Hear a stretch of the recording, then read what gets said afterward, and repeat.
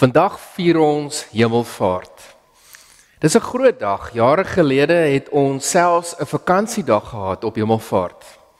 Ons kultuur en ons wêreld het dit so goed reg gekry om Kersfees en Paasfees by ons te steel en amper af te water tot gekommersialiseerde weergawe van Kersvader wat met geskenke kom en die Paashaas met paaseiers.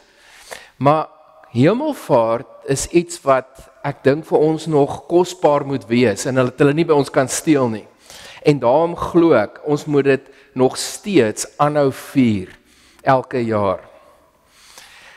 Waarom is dit 'n belangrike dag? Hemelvaart op ons Christelike kalender.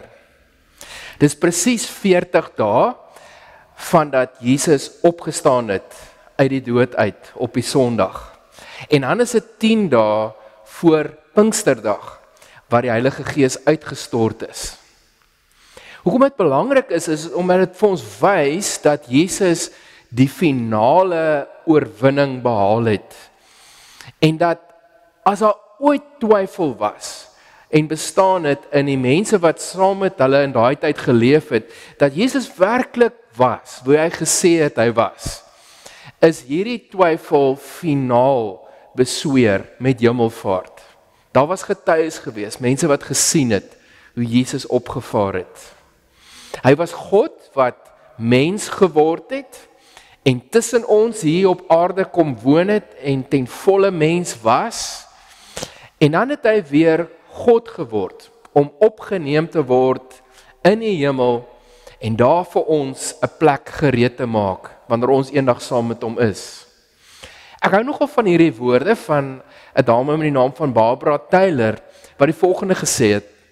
Said, by ascending bodily into heaven, he showed us that flesh and blood are good, not bad.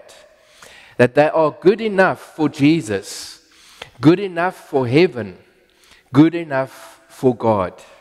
By putting them on and keeping them on, Jesus has not only brought God to us, he has also brought us to God.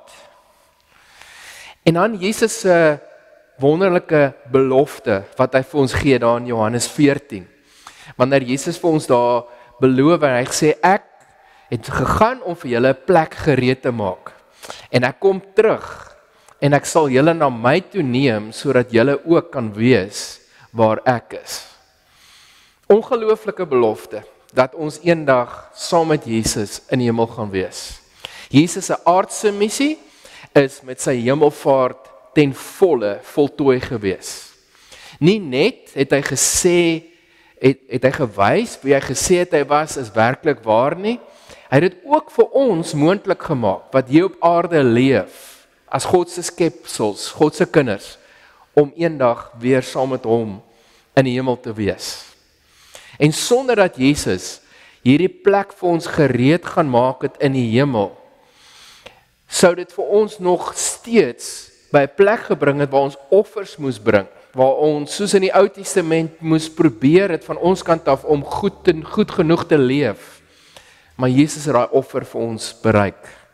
Jesus se offer was volmaak. Jesus se offer was genoeg.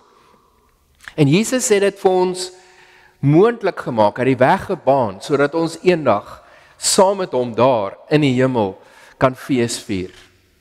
En dit behoort ons baie hoop te gee. In hierdie wêreld waarin ons leef, elke liewe dag, wat vol de mekaar en chaos en gebrokenheid is, elke liewe dag.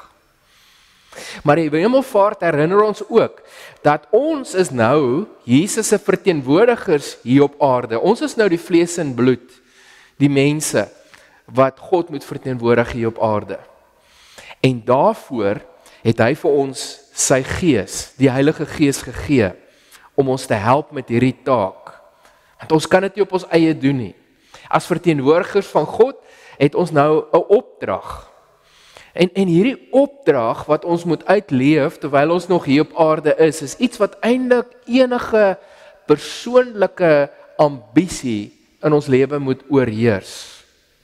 Voordat ek myself of my gesin, of my familie, of dalk my kultuur waarin ek is, of my besigheid, of my land verteenwoordig, is ek veronderstel om 'n verteenwoordiger van God te wees.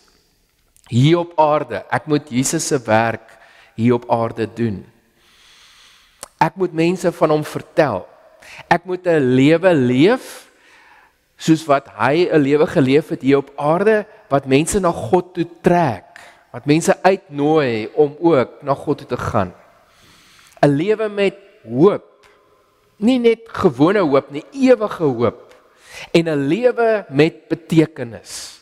Daar's sin in die lewe, omdat ons 'n verskil wil maak in mense se lewens.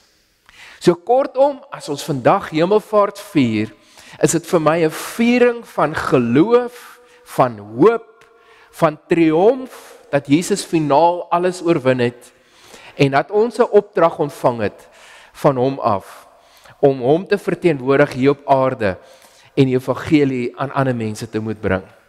Kom ons bid saam.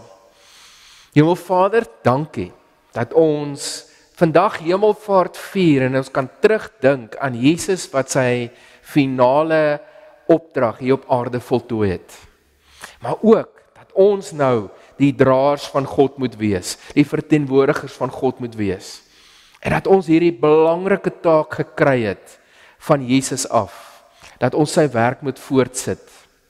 Dankie vir u Gees, wat u vir ons gegee het op Pinksterdag, om ons te help om getuies te wees, om ons te help om mense na u toe te bring, en help ons vir dit wat u vir ons gegee het, om te doen hier op aarde, terwyl ons nog hier is, totdat ons eendag by u is, vir die plek wat u vir ons gereed gemaak het. Amen. Ek wil jou ook uitnooi, dat jy van hierdie Sondag af, saam met ons Pinksterweek gaan vier. Ons gaan van Sondagoggend, en Sondag aand, en dan die weeksaande van Maandag tot Donderdag, gaan ons 'n Pinksterreeks doen, hier by Impetus. En ek wil jou graag uitnooi, dat jy 'n deel van daai reeks sal wees, dat jy die tyd sal maak, saam met ons dit sal vier, en dat ons hierdie belangrike geleentheid op ons Christelike kalender saam kan meemaak.